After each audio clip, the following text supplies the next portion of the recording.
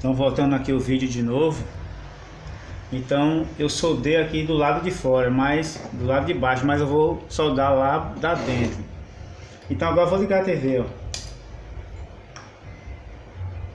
Parou. E a imagem?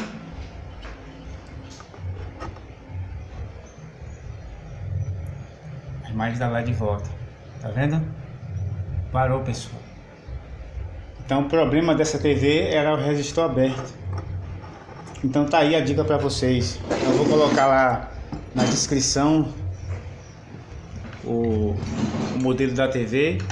E quando vocês perceber que essa TV tá com esse barulhinho, ou se não tiver o barulhinho e ela tiver piscando, então suspeite lá daquele UR713.